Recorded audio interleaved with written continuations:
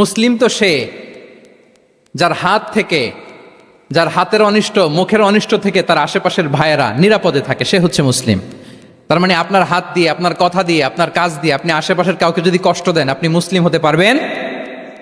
আপনি আশেপাশের কাউকে কষ্ট দিতে পারবেন না। আপনার নেইবরকে যদি আপনি কষ্ট দেন, আপনি মুসলিম হতে পারবেন না।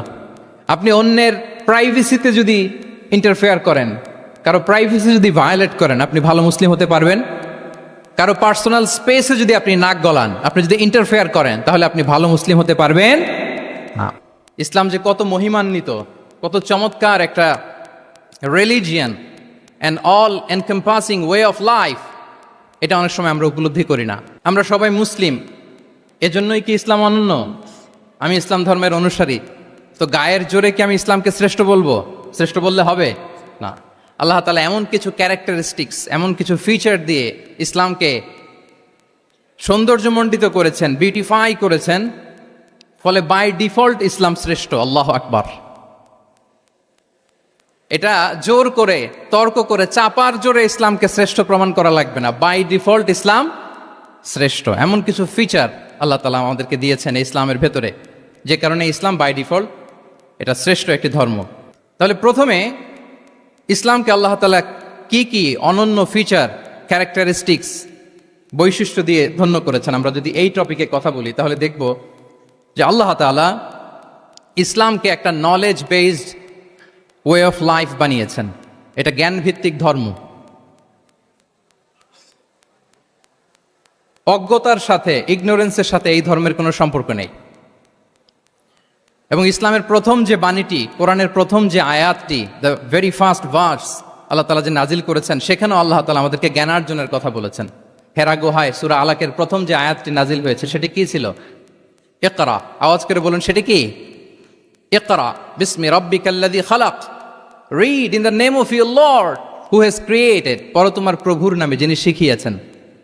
তাহলে ইসলামের প্রথম কথাই হচ্ছে পড়ো, এক্সপ্লোর করো, ইনোভেট করো, ডেভেলপ করো।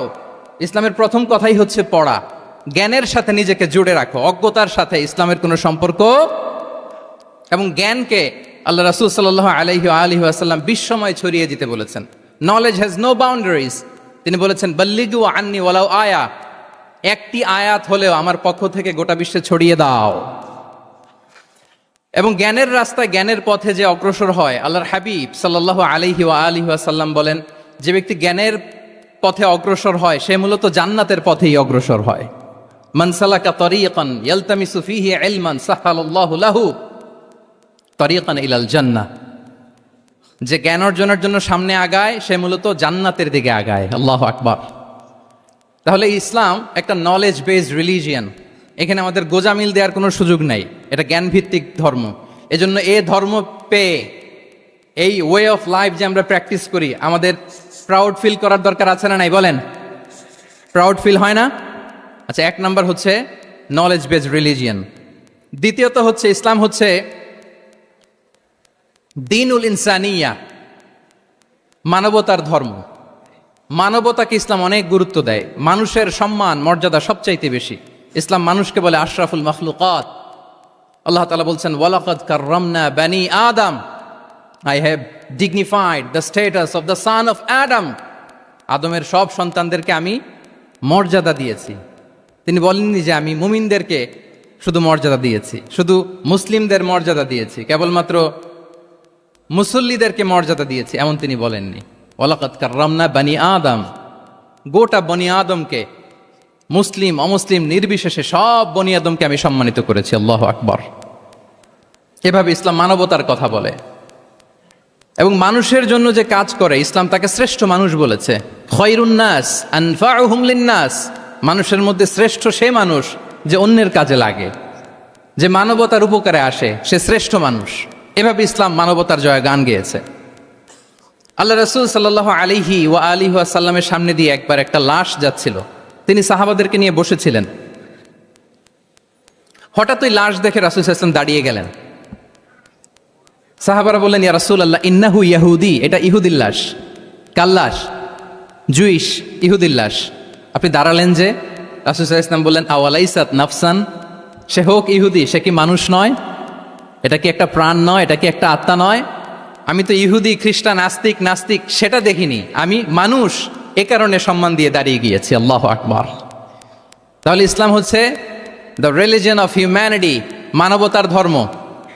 যারা আমাদেরকে মানবাধিকার শিখায়, যারা মানবতার কথা বলতে চায় আমাদের কাছে এসে, তাদের খুব ভালো করে এগুলো জেনে নেওয়া উচিত যে ১৫০০ বছর আগে ইসলাম যেভাবে মানবতাকে উচ্চে তুলে ধরেছে, মানুষের মর্যাদাকে সবচেয়ে উপরে তুলে ধরেছে, মানুষকে আশরাফুল মাখলুকাত বলেছে, নতুন করে মানবতা তাদের কাছ থেকে আমাদের শেখা লাগবে না।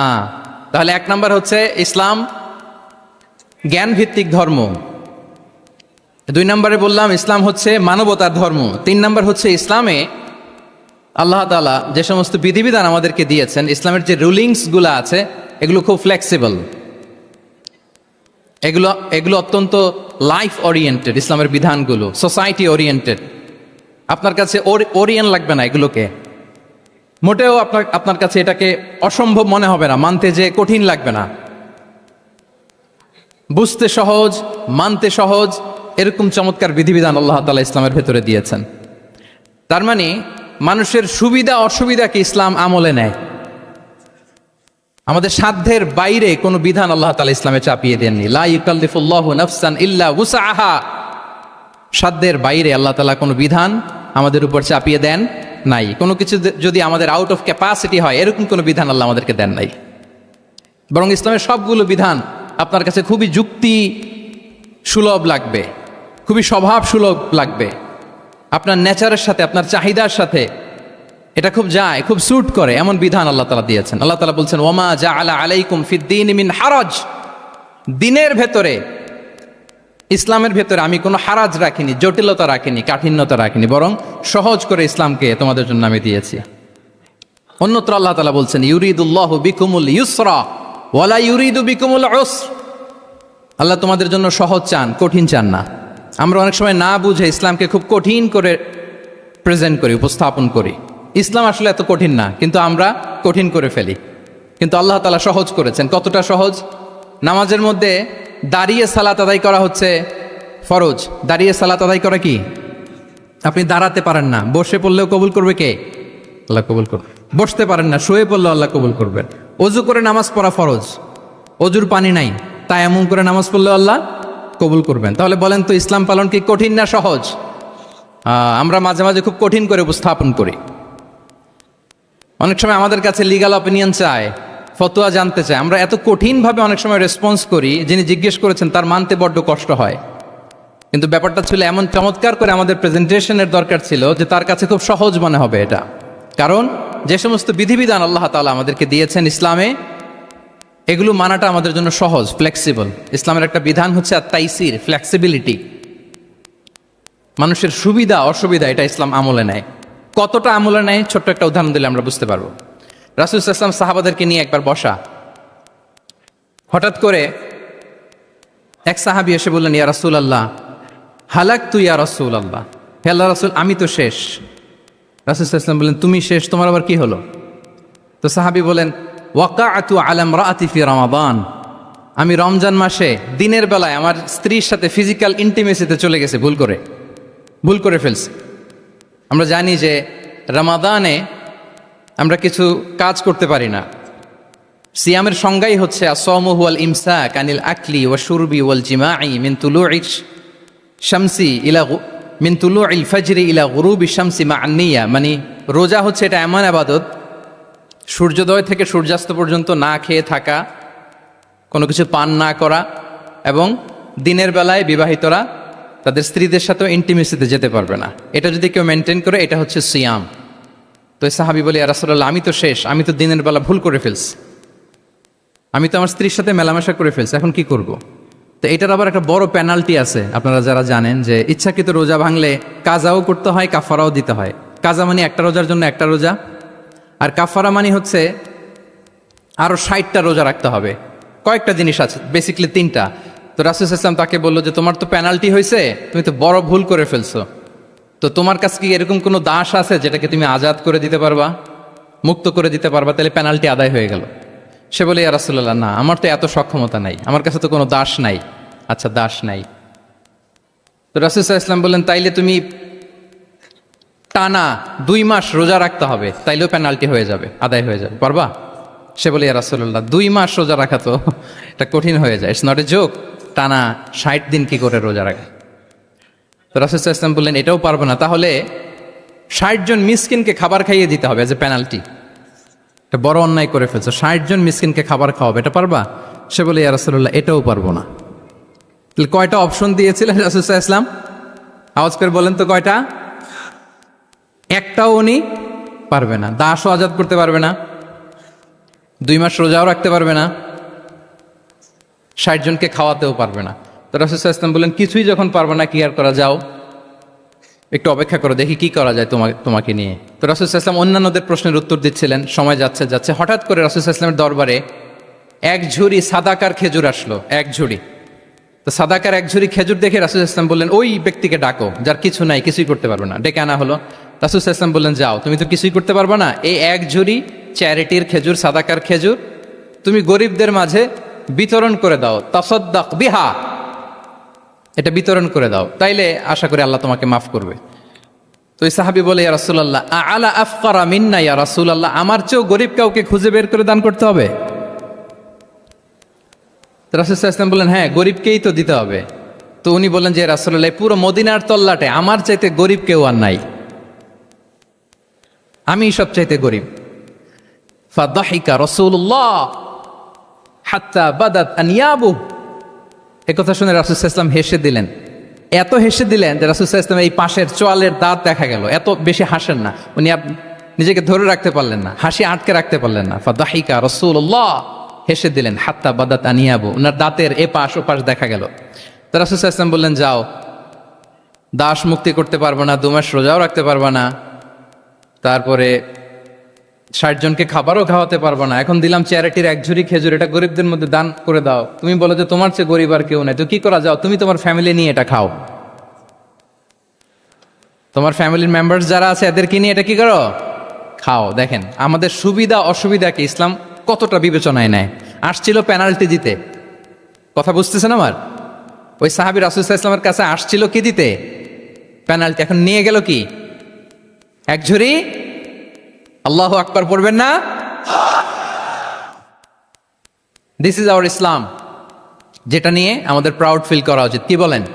আমাদের যে ধর্ম জ্ঞানের কথা বলে, আমাদের যে ধর্ম মানবতার কথা বলে, আমাদের যে ধর্ম এমন বিধান দেয় যেটা মানতে পালন করতে আমাদের কষ্ট হয় না, বরং আমাদের সুবিধা অসুবিধা বিবেচনায় নেয়, সে ধর্ম নিয়ে, সে ইসলাম নিয়ে আমাদের প্রাউড ফিল করা উচিত কিনা বলেন? আচ্ছা, গেল ফ্লেক্সিবিলিটি। আচ্ছা, অন্যের অধিকারের ব্যাপারে সচেষ্ট থাকতে বলে ইসলাম। সুবহানাল্লাহ। আল মুসলিমু মান সালিম আল মুসলিমুনা মিন লিসানিহি ওয়া ইয়াদিহি, মুসলিম তো সে যার হাত থেকে, যার হাতের অনিষ্ট, মুখের অনিষ্ট থেকে তার আশেপাশের ভাইয়েরা নিরাপদে থাকে, সে হচ্ছে মুসলিম। তার মানে আপনার হাত দিয়ে, আপনার কথা দিয়ে, আপনার কাজ দিয়ে আপনি আশেপাশের কাউকে যদি কষ্ট দেন, আপনি মুসলিম হতে পারবেন? আপনি আশেপাশের কাউকে কষ্ট দিতে পারবেন না। আপনার নেইবরকে যদি আপনি কষ্ট দেন, আপনি মুসলিম হতে পারবেন না। আপনি অন্যের প্রাইভেসিতে যদি ইন্টারফেয়ার করেন, কারো প্রাইভেসি যদি ভায়োলেট করেন, আপনি ভালো মুসলিম হতে পারবেন? কারো পার্সোনাল স্পেসে যদি আপনি নাক গলান, আপনি যদি ইন্টারফেয়ার করেন, তাহলে আপনি ভালো মুসলিম হতে পারবেন না। অন্যের অধিকারের ব্যাপারে ইসলাম আমাদেরকে সচেষ্ট থাকতে বলে। ইসলাম বলে, ওয়ালা তাজাসসু, খবরদার, খবরদার, গোয়েন্দাগিরি করো না, কারো পার্সোনাল স্পেসে নাক ঢুকিও না, যেটা তোমার ইস্যু না, যেটা তোমার বিজনেস না, ওখানে তুমি কভু যাবে না। কিন্তু আমরা এগুলো ভায়োলেট করি, দেদারসে, কি বলেন, করি না? অন্যের কোনো বিষয়ে আমাদের আগ্রহ থাকে বেশি, এরকম থাকে না? এনএসইউতে আলহামদুলিল্লাহ এরকম কেউ নাই, আছে এরকম? কারো পার্সোনাল বিষয়ে আমাদের কোনো ইন্টারেস্ট আছে? আছে না নাই? হাফ হাফ হয়ে গেছে, দেখছেন? আচ্ছা, অন্যের পার্সোনাল বিষয় জানতে খুব মন চায় কার কার, দেখি।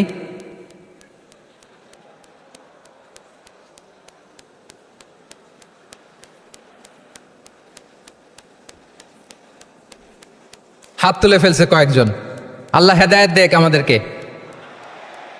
আচ্ছা, অন্যের পার্সোনাল বিষয়ে নাক গলায় না, এরকম কারা কারা, দেখি। মাশাআল্লাহ, মাশাআল্লাহ, মাশাআল্লাহ। ঠিক আছে, হাত নামান। ঠিক আছে, এবার দুইবারের একবারও যারা হাত তোলেন নাই তারা হাত তোলেন। আপনারা কি করেন? আচ্ছা, তাহলে অন্যের পার্সোনাল ইস্যুতে আমরা আজকে থেকে নাক গলাবো, তা আমরা ভুল করে ফেলি। ইনশাল্লাহ আমরা এমনটা করব না। আমরা অনেক সময় খুঁচিয়ে খুঁচিয়ে তার পার্সোনাল বিষয় জানতে চাই। বিশেষ করে নিঃসন্তান দম্পতি পেলে আমি দেখেছি খুঁটিয়ে খুঁটিয়ে তাকে প্রশ্ন করে, ভাই কি সমস্যা, বেবি নিচ্ছেন না কেন, কার সমস্যা, আপনার সমস্যা না ভাবির সমস্যা, আর বেটা তোর কি সমস্যা সেটা বল।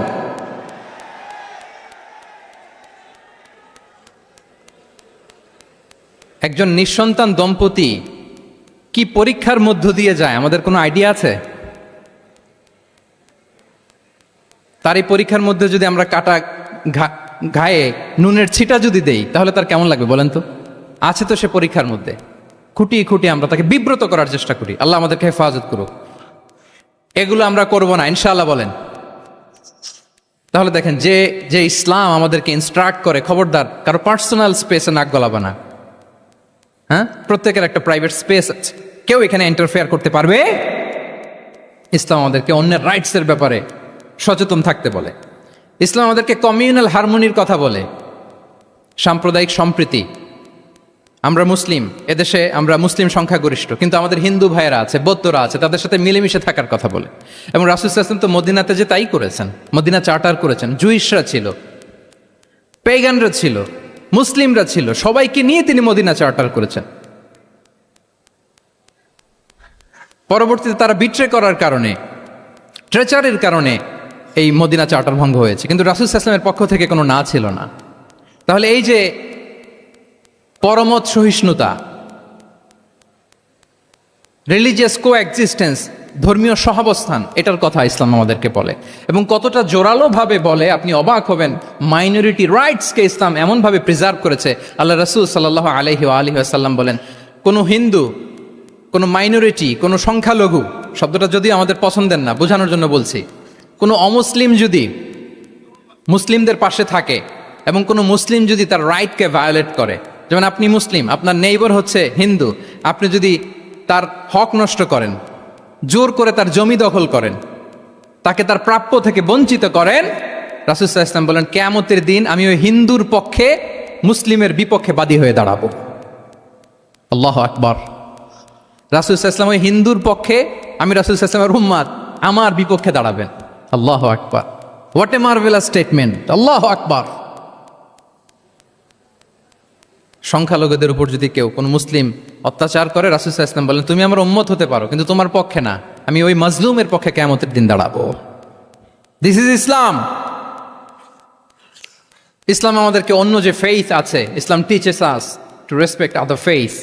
অন্যান্য যে ফেইথগুলো আছে এগুলোর প্রতি শ্রদ্ধা দেখাতে বলে, সম্মান দেখাতে বলে। আল্লাহ তাআলা বলছেন ওয়ালা তাসুব্বুল্লাযীনা ইয়াদউনা মিন দুনিল্লাহি ফায়াসুব্বুল্লাহা আদওয়ান বিগাইরি ইলম।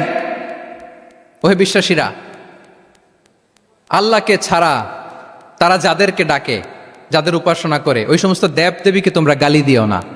ফলে রাগান্বিত হয়ে অজ্ঞতাবশত তারা আল্লাহকে গালি দিবে। কথা বুঝতে পেরেছেন? ওরা নানা কিছুর উপাসনা করে, কিন্তু আমরা কি যেসব জিনিসের তারা উপাসনা করে তাদেরকে গালি দিতে পারবো বলেন? আল্লাহ স্পষ্ট করে বলেছেন খবরদার তাদের দেবতাদের গালি দিও না, তাহলে ওরা আল্লাহকে গালি দিবে। তাহলে কেমন যেন আল্লাহকে গালি খাওয়ানোর কারণ হলাম কে? আমি। কেউ যদি অন্য ধর্মকে ছোট করে সে মূলত ইসলামকে ছোট করে। আই রিপিট, আমি আবারও বলছি, যে অন্য ধর্মকে ছোট করে সে ইসলামকে ছোট করে। তাহলে অন্যান্য যে ফেইথ আছে এগুলোর ব্যাপারে আমাদেরকে শ্রদ্ধাশীল থাকতে বলেছে ইসলাম। সর্বশেষ ব্যালেন্সড অ্যাপ্রোচের কথা ইসলাম আমাদেরকে বলেছে। আমরা যেন ভারসাম্যপূর্ণ জীবন আচরণে বিশ্বাসী হই, আমাদের কথায়, আমাদের কাজে, আমাদের বিশ্বাসে, আমাদের আচরণে। দাওয়াতি কাজ করার ক্ষেত্রে, ইসলামকে বোঝার ক্ষেত্রে, ইসলামকে বোঝানোর ক্ষেত্রে আমাদেরকে ব্যালেন্সড অ্যাপ্রোচে বিশ্বাসী হতে হবে, ভারসাম্যপূর্ণ আচরণ করতে হবে, যেটাকে আরবিতে বলে আল ওয়াসাতিয়া। আলহামদুলিল্লাহ, শাইখ আহমদুল্লাহ আমাদের মাঝে উপস্থিত হয়েছেন, আমরা পড়ি আলহামদুলিল্লাহ। এদেশের একেবারে বিদগ্ধ স্কলার্স যারা আছেন, লিডিং ইসলামিক স্কলার্স, ওনারা আপনাদের এই কনফারেন্সে এসেছেন। আলহামদুলিল্লাহ, আপনারা চমৎকার চমৎকার আলোচনা শুনেছেন। আমার পরপরই আপনারা শায়েখের আলোচনা শুনবেন ইনশাআল্লাহ বিইذনিল্লাহ। আমি খুব অল্প সময়ের মধ্যে শেষ করে দিব। তাহলে 7 নম্বরে বলছিলাম ইনশাআল্লাহ। জি জি, আছি আছি আছে ইনশাআল্লাহ। না ঠিক আছে।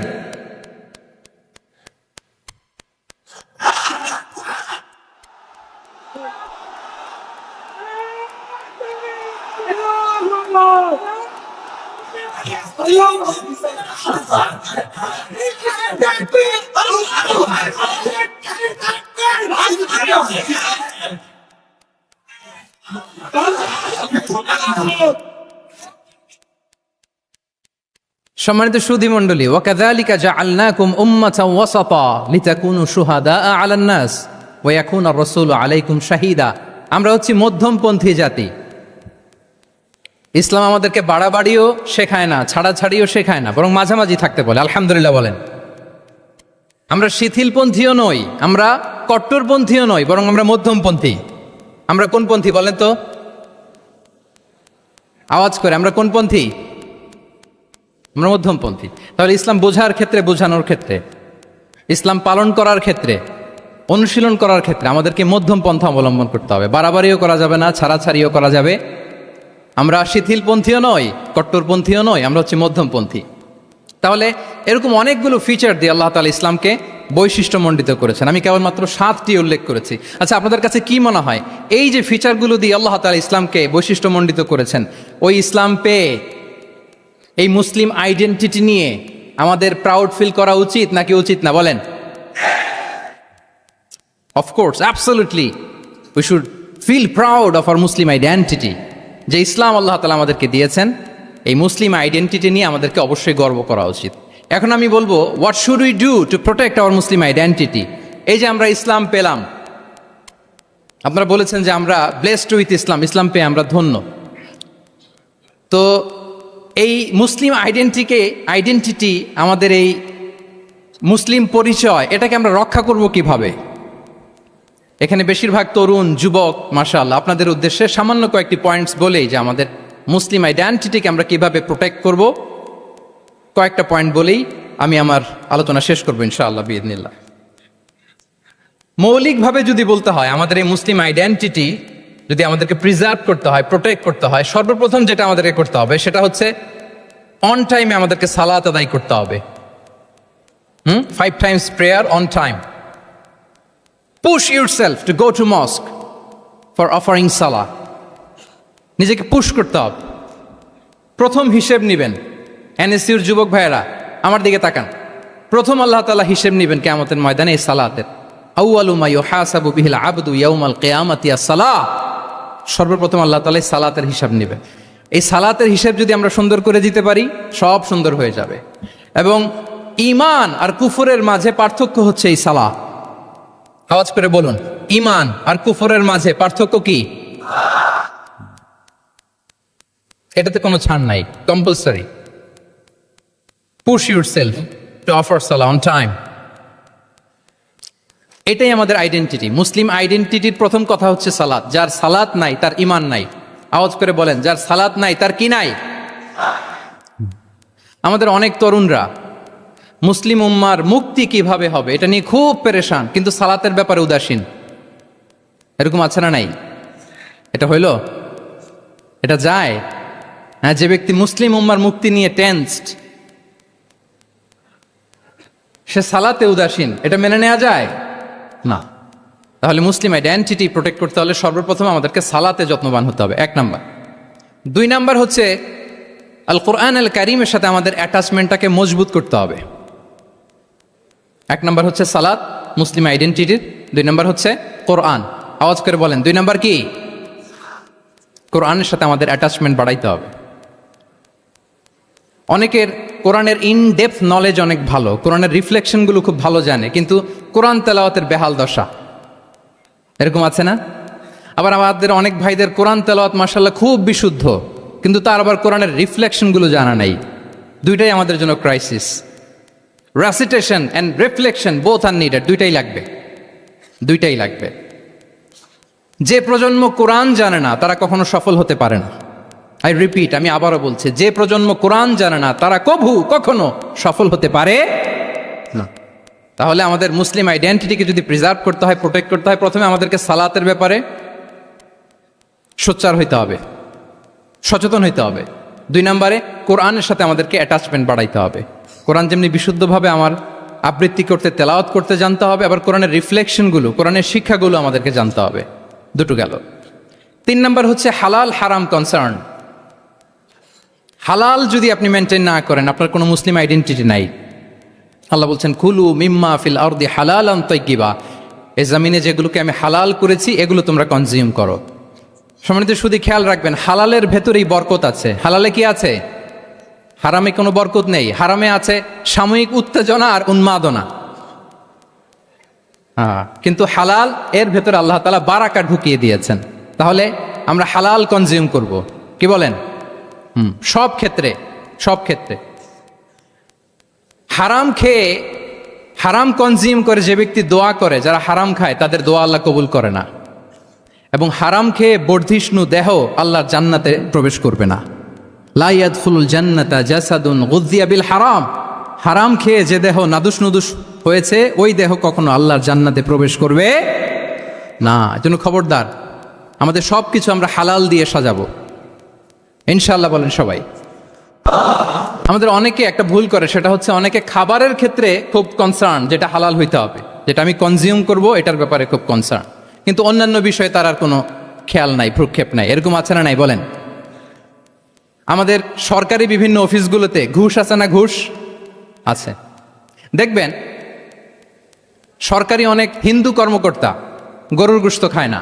কেন খায় না? তার ধর্মে এটা নিষেধ, গরু খেতে চায় না। আচ্ছা, আবার সরকারি অফিসগুলোর অনেক মুসলিম কর্মকর্তা দেখবেন সরকারি কাজে থাইল্যান্ড গিয়েছে, চায়না গিয়েছে, খুঁজে খুঁজে হালাল রেস্টুরেন্ট খোঁজে, ওয়াইন খায় না, পর্ক খায় না। কারণ কেন খায় না?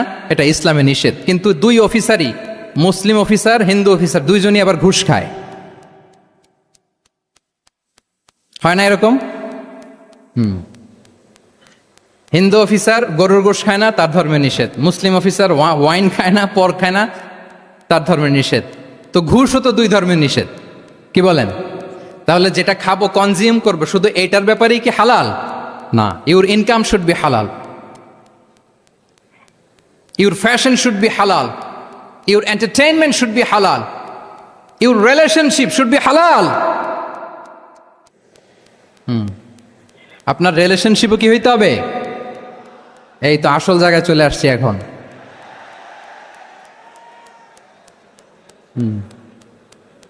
হালাল রিলেশনশিপ কোনটা? বিয়ে। এই পবিত্র বিয়ের মাধ্যমে আমরা এই হালাল রিলেশনশিপকে উপভোগ করতে পারবো। এর বাইরে আর কোনো রিলেশনশিপে যাওয়া যাবে? হ্যাঁ। প্রি ম্যারিজ রিলেশনশিপ, এটা কি হালাল না হারাম? হ্যাঁ, ফতোয়া আপনারাই দিয়ে দিচ্ছেন। বলেন, বিবাহ বহির্ভূত যে কোনো রিলেশনশিপ হালাল নাকি হারাম? এক্সট্রা ম্যারিটাল যে কোনো রিলেশনশিপ বলেন হালাল নাকি হারাম? সাবধান হইতে হবে। তাহলে হালালের সাথে আমাদের সম্পর্কটাকে জোরদার করতে হবে। আচ্ছা, আপনারা আমার সাথে আছেন তো? মুসলিম আইডেন্টিটি রক্ষায় প্রথমে কি বলেছিলাম? সালাত। 2 নম্বরে অ্যাটাচমেন্ট উইথ কোরআন। 3 নম্বরে কি? হ্যাঁ, হালাল মেনটেন করতে হবে। আচ্ছা, গেল। 4 নম্বর হচ্ছে আমাদের একটা গুড সার্কেল মেনটেন করতে হবে always. Engage with good circle, maintain a good circle. যত টক্সিক পিপল আছে এদেরকে ইগনোর করবেন, দূরে থাকবেন। আপনাকেও ভালো করতে দিবে না, নিজেরাও ভালো থাকবেন। এরকম আছে না নাই? ভালো স্টাডি সার্কেল মেনটেন করব আমরা। দিনের মৌলিক বিষয়গুলো শেখার জন্য একটা ভালো সার্কেল মেনটেন করব। এমন সার্কেলে থাকবেন, এমন লোককে বন্ধু বানাবেন যাকে দেখলেই আল্লাহর কথা স্মরণ হয়। কি বলেন? এরকম একটা ভালো পরিবেশ খুঁজে নেন, একটা দিনী সার্কেল খুঁজে নেন। Never stop learning Islamic knowledge. যারা এই যে নলেজ শেয়ারিং সেশন করে, ইসলামিক হালাকা করে, কোরআনিক স্টাডি সার্কেল করে, এই সার্কেলগুলোর সাথে আমরা থাকবো ইনশাআল্লাহ। কি বলেন? সবাই থাকবেন তো? তা না হলে মুসলিম আইডেন্টিটি আমরা প্রোটেক্ট করতে পারবো না। আচ্ছা, 5 নম্বরে হচ্ছে এঙ্গেজ উইথ গুড ওয়ার্ক। কল্যাণমূলক কাজের সাথে নিজেকে আমরা জড়িয়ে রাখবো। এই যে টাইমটা আপনার লাইফের সবচেয়ে ক্রিম টাইম আপনি পার করছেন, বেশিরভাগ শ্রোতাই তো এখানে তরুণ এবং যুবক, এই সময় আপনি আর পাবেন না, কখনো পাবেন না। এই টাইমটাকে যেন আমরা কাজে লাগাই। এমন সময় আপনারা পার করছেন, আপনারা চাইলে বাতাসের গতিকে আপনারা পাল্টে দিতে পারেন, সাগরের স্রোতকে উল্টে দিতে পারেন, আপনারা চাইলে ইতিহাস গড়তে পারেন। এই যে 24-এর এই যে আপরাইজিং হলো, কারা করেছে এটা? হ্যাঁ, প্রবীণরা না নবীনরা? বলেন তো। এই যে আবু সাইদ বুক টান টান করে যে দাঁড়িয়েছে, সে কি বুড়া মানুষ ছিল না যুবক ছিল আপনাদের মতো? আল্লাহ রাসূল সাল্লাল্লাহু আলাইহি ওয়া আলিহি ওয়াসাল্লাম তিনি বলেন, ইগতানিম খামসান ক্বাবলা খামসিন, 5 জিনিস ফুরিয়ে যাওয়ার আগে 5 জিনিসকে গনিমত মনে করো, গুরুত্বপূর্ণ মনে করো। এর মধ্যে একটা হচ্ছে শাবাবাকা ক্বাবলা হারামিক, তোমার বার্ধক্য আসার আগে তোমার এই যৌবনকে, প্রৌঢ়ত্বের আগে এই যৌবনকে কাজে লাগাও। এবং কিয়ামতের দিন আল্লাহ তাআলা 7 শ্রেণীর ব্যক্তিকে তার সুশীতল আরশের নিচে ছায়া দিবেন, যেদিন আল্লাহর আরশের সুশীতল ঠান্ডা ছায়া ছাড়া আর কোনো ছায়ার ব্যবস্থা থাকবে না। ওই 7 শ্রেণীর ব্যক্তির মধ্যে এক ব্যক্তি হচ্ছে ওয়া শাবুন নাশাআ ফি ইবাদাতিল্লাহ, এমন যুবক যে আল্লাহর ইবাদতে তার যৌবনকে কাটিয়েছে। বলেন ওইরকম যুবক হতে আমরা চাই কি চাই না? হ্যাঁ, তাহলে আমাদের এই যৌবনকে আমরা কাজে লাগাবো। 6 নম্বরে হচ্ছে কনসিস্টেন্সি, ধারাবাহিকতা, আরবিতে বলে আল মোদাওয়ামা। এই যে আজকে মাশায়েখরা এখানে কথা বলবেন, এত মোটিভেটেড হয়েছেন, কালকে থেকে মাশাআল্লাহ নামাজ, নফল, রোজা, কোরআন তেলাওয়াত শুরু করছেন, কিন্তু 10 দিন পরে আবার শেষ, 1 সপ্তাহ পরে আবার আর নাই মোটিভেশন। এরকম হয় কি হয় না? আমরা কি শুধু 7 দিনের জন্য মোটিভেশন নেব আজকের কনফারেন্স থেকে, নাকি আজীবনের জন্য নেব? আজীবনের জন্য নেব। ধারাবাহিকভাবে রেগুলার আমরা কিছু নফল ইবাদত করব, রেগুলার আমরা আধা পৃষ্ঠা হলেও আল্লাহর কিতাব কোরআন তেলাওয়াত করব, প্রতিদিন 2টি আয়াত হলেও আমরা অর্থ পড়ব, 1টি হলেও আল্লাহ রাসূল সাল্লাল্লাহু আলাইহি ওয়াসাল্লামের হাদিস আমরা পড়ব। তাহলে ধারাবাহিক আমল আল্লাহর কাছে খুব প্রিয়। আহাব্বুল আ'মালি ইলাল্লাহি আদওয়ামুহা ওয়া ইন কাল্লা, রাসূল সাল্লাল্লাহু আলাইহি ওয়াসাল্লাম বলেন আল্লাহর কাছে সবচাইতে প্রিয় আমল ওইটা যেটা আমার বান্দা নিয়মিত করে, ধারাবাহিকভাবে করে, যদিও পরিমাণে ওইটা অল্প, যদিও পরিমাণে সেটা কি অল্প। তাহলে এই মোটিভেশনকে আমরা কন্টিনিউ করব ইনশাআল্লাহ। বলেন সবাই। সব শেষে খুবই গুরুত্বপূর্ণ হাম্বলনেস, বিনয় থাকতে হবে আমাদের, ডাউন টু আর্থ হইতে হবে। আমাদের মুসলিম আইডেন্টিটির সাথে অ্যারোগেন্সের কোনো সম্পর্ক নাই। ওমা তাওয়াদা আহাদুন লিল্লাহি ইল্লা রাফাআহুল্লাহ, রাসূল সাল্লাল্লাহু আলাইহি ওয়াসাল্লাম বলেন যে আল্লাহর জন্য বিনয়ী হয়, নিচু হয়, আল্লাহ তাকে সম্মানিত করেন। বলেন আমরা সম্মানিত হতে চাই কি চাই না? রাসূল সাল্লাল্লাহু আলাইহি ওয়াসাল্লাম দোয়া করতেন, আল্লাহুম্মা জাআলনি সাবুরা ওয়া জাআলনি শাকুরা ওয়া জাআলনি ফি আইনি সাগীরা ওয়া ফি আয়ুনিন নাসি কাবীরা। হে আল্লাহ আপনি আমাকে শুকরগুজার বান্দা বানান, হে আল্লাহ আপনি আমাকে ধৈর্যশীল বান্দা বানান, হে আল্লাহ আপনি আমাকে আমার নিজের চোখে আমাকে ছোট বানান, মানুষের চোখে আপনি আমাকে বড় বানান।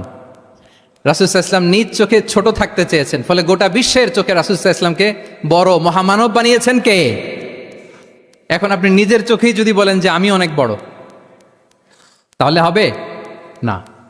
এই হাম্বলনেসটা আমাদের থাকতে হবে। সম্মানিত ভাইয়েরা, আমাদের অনেক তরুণদেরকে আমি দেখি যে নতুন দিনে ফিরেছে, নতুন তার মধ্যে উপলব্ধি আসছে, রিয়েলাইজেশন আসছে যে আগে রং ট্র্যাকে ছিলাম, এখন রাইট ট্র্যাকে আসতে চাই, ইসলামকে অনুশীলন করতে চাই। আলহামদুলিল্লাহ, খুব ভালো। তো তার যখন রিয়েলাইজেশন আসছে, সে কিছু পড়াশোনা শুরু করে দেয়, কিছু পড়াশোনা করে, কিছু স্কলার্সদের লেকচার শুনে। তো অনেক তরুণের মধ্যে এই সমস্যাটা একটা কমন ফেনোমেনা, যে একটু পড়াশোনা করে, একটু কিছু স্কলার্সদের লেকচার শুনেই ও মনে করে যে আমি সব জেনে গেছি। কি মনে করে? আমি সব জেনে গেছি। এরপরে এখানেই ক্ষান্ত হয় না, এরপরে সে ভুল ধরতে আরম্ভ করে স্কলার্সদের। সে বলে যে উনি এই ভুল করছে, উনি এই ভুল করছে, উনি ভ্রান্ত, উনি বাতেল। এরকম একটা কমন ফেনোমেনা আমাদের মধ্যে আছে না নাই? বলেন না, অ্যাবসলিউটলি রং। শিক্ষানবিশ যারা, তারা এটা করবে না। কিছুই শিখেননি আপনি, কিছুই জানেননি এখনো, অনেক দূর যেতে হবে আপনাকে। কোনো বিষয়ে কমেন্টস করতে গেলে, কোনো ইস্যু নিয়ে আপনাকে মন্তব্য করতে গেলে আপনাকে অগাধ পাণ্ডিত্য অর্জন করতে হবে, তারপরে আপনি সে বিষয়ে কথা বলতে পারবেন। তাহলে এই জাতীয় অ্যাটিটিউড যেন কখনো, এগুলো শয়তান করে, এই অ্যাটিটিউড যদি আমার মধ্যে ঢুকে, আপনি হয়তো ইসলাম থেকেও দূরে সরে যাবেন। আল্লাহ এই ধরনের অ্যাটিটিউড থেকে আমাদেরকে হেফাজত করুক, আমরা পড়ি আমিন। তাহলে সম্মানিত সুধী, being proud of our Muslim identity, এই টপিক নিয়ে আমি দুইটা বিষয়ে কথা বলেছি, যে আমরা কিভাবে আমাদের এই মুসলিম আইডেন্টিটিকে প্রিজার্ভ করব, প্রোটেক্ট করব, আর কেন আমাদের এই মুসলিম আইডেন্টিটি নিয়ে গর্ববোধ করা উচিত। সম্মানিত সুধী মণ্ডলী, ইসলাম হচ্ছে আমাদের কোর আইডেন্টিটি, এবং ওমরে ফারুক রাদিয়াল্লাহু তাআলা আনহু বলেছেন, এখানে ইসলামই আমার সম্মান, ইসলামই আমার ইজ্জত। ইসলামের বাইরে যেয়ে যদি আমরা ইজ্জত খুঁজতে চাই, আমাদেরকে আল্লাহ তাআলা অপমানিত করবেন। তাহলে আমরা বোল্ডলি যেন এটা বলি যে আমি মুসলিম। যে আয়াত দিয়ে আমি শুরু করেছি সেটা দিয়ে শেষ করি। আল্লাহ তাআলা বলছেন, ওমান আহসানু কাওলাম মিম্মান দাআ ইলাল্লাহি ওয়া আমিলা সালিহাও ওয়া ক্বালা ইন্নানি মিনাল মুসলিমিন। তার চেয়ে শ্রেষ্ঠ কথা আর কার হতে পারে যে মানুষকে আল্লাহর দিকে ডাকে, নিজে সৎকর্ম করে আর বলে ইন্নানি মিনাল মুসলিমিন, নিশ্চয় আমি মুসলমান। নিশ্চয় আমি কি? বোল্ডলি, প্রাউড ফিল করে আমরা বলতে পারবো না যে আমি মুসলিম? পারবো? হ্যাঁ, নাকি সংশয় কাজ করে? করে? বলেন, আমরা আমাদের মুসলিম আইডেন্টিটিকে ওন করতে চাই কি চাই না? সবাই চাই। আমাদের আসল পরিচয় কি বলেন? মুসলিম। এরকম মুষ্টিবদ্ধ হাত উঁচু করে বলেন, আমাদের পরিচয় কি? আমি প্রশ্ন করলে উত্তর দিতে পারবেন? আওয়াজ করে বলেন, আমি কে? তুমি কে? এনএসইউ মেক এ নয়েজ, আমি কে? তুমি কে? আমি কে? তুমি কে? ওয়াকালা ইন্নানি মিনাল মুসলিমিন। তার চেয়ে শ্রেষ্ঠ ঘোষণা, শ্রেষ্ঠ কথার কার হতে পারে যে বলে যে আমি মুসলিম? এটাই আমাদের আসল পরিচয়। আমরা যেন হৃদয় থেকে আমাদের এই মুসলিম আইডেন্টিটিকে ওন করতে পারি। আল্লাহ তাআলা আমাদেরকে তৌফিক দান করুক, আমরা বলি আমিন। সম্মানিত সুধী মণ্ডলী, ইসলাম হচ্ছে সময়ের অপরিহার্য বাস্তবতা। ইসলাম আমাদেরকে সঠিক জীবন দর্শন শেখায়। আপনি জীবনে সুখী হতে চান, সমৃদ্ধ হতে চান, সফল হতে চান, জীবনের প্রতিটি অঙ্গনে আপনি ইসলামকে প্র্যাকটিস করুন, আপনি সুখী হবেন for sure, I am telling you. কারণ ইসলামের ছায়াতলেই রয়েছে আমার, আপনার, আমাদের সকলের আলোক স্নাত মুক্তি। আল্লাহ তাআলা আমাদের সবাইকে কথাগুলো বোঝার ও আমল করার তৌফিক দান করুক।